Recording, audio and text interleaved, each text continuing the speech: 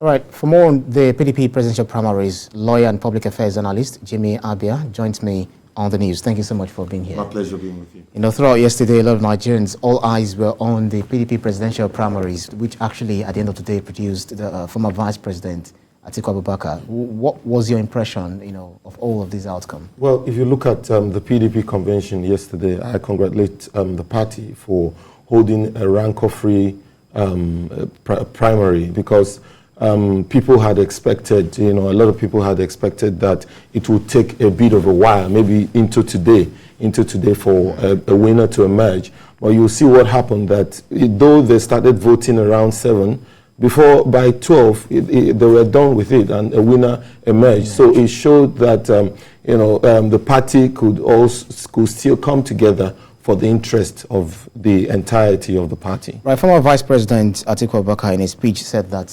he's gone into reunite Nigerians because, according to him, Nigerians are actually divided along ethnic, religious lines. So one of the first tasks is to reunite Nigerians. But do you think this is going to be an easy task for him? And what other things do you think he's going to be doing? No, it's not going to be an easy task for Atiku Abubakar. I mean, where we are today in Nigeria, you can see a lot of rife, a lot of ethnic disunity, religious issues, and then you can see banditry all across the country and terrorism, a lot that's happening. So it's not going to be an easy one if Atiku Abubakar, because this is conditional now on the election, which is going to be conducted, the main election, that's what I'm talking about. So, of course, this is the primary that has presented Atiku Abubakar. Don't forget that other parties will also present their candidates. But I'm saying, perchance, Atiku wins this election.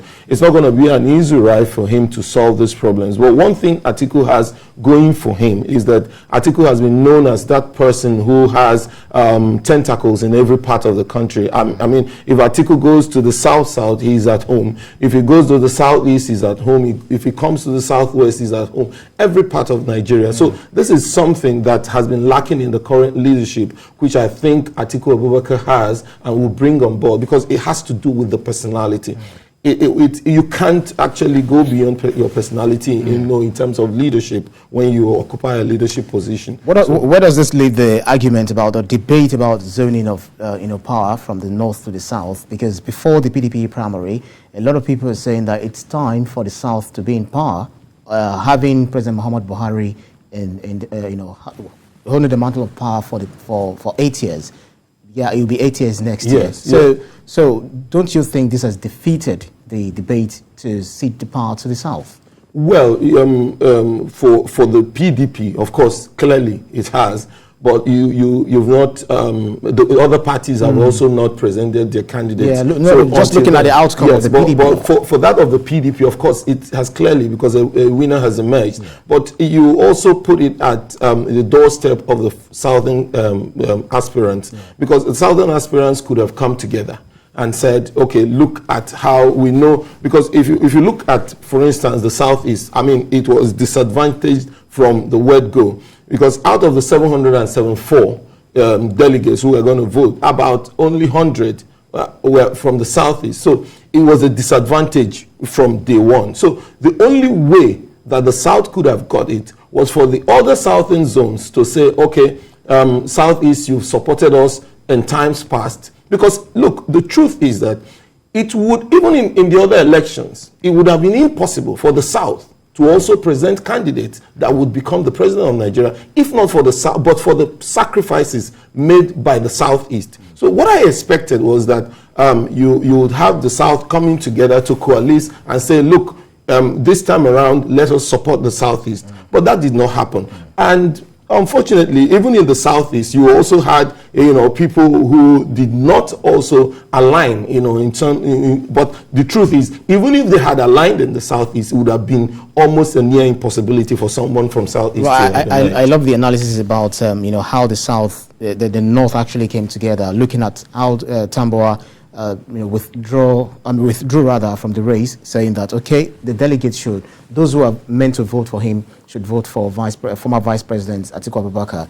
But then looking at what Wike did for him, in 2019 or thereabouts, But then he decided not to support Governor Wike, but then Vice President Atiku Abubakar, former Vice President. So is that to tell you that the North will always be the brother's keeper any day, any time? Look, if you look at the way politics has been played in this country, and this is where when we admonish, Southern politicians, that they have to look beyond today.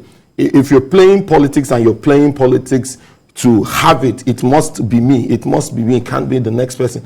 Usually you end up losing everything. So you see that the last time Wike put in everything to ensure that Tambuwal emerged. At the end of the day, Tambuwal did not emerge. There was also a time when Tambuwal was going to be speaker.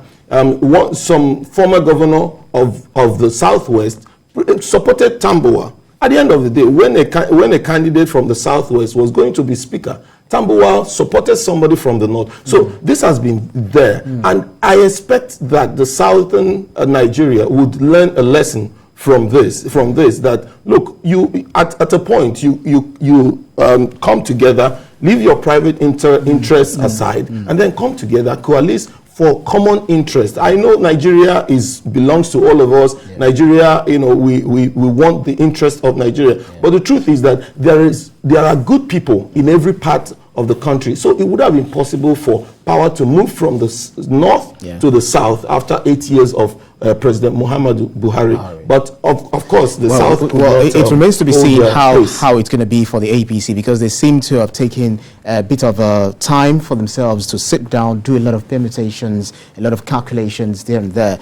What do you think the victory of Atiku Abubakar means for the APC, looking at the crop of aspirants that we have in the incumbent party? It's going to be a very tough one for the APC. People say the last time Atiku did not do so well, especially in the north.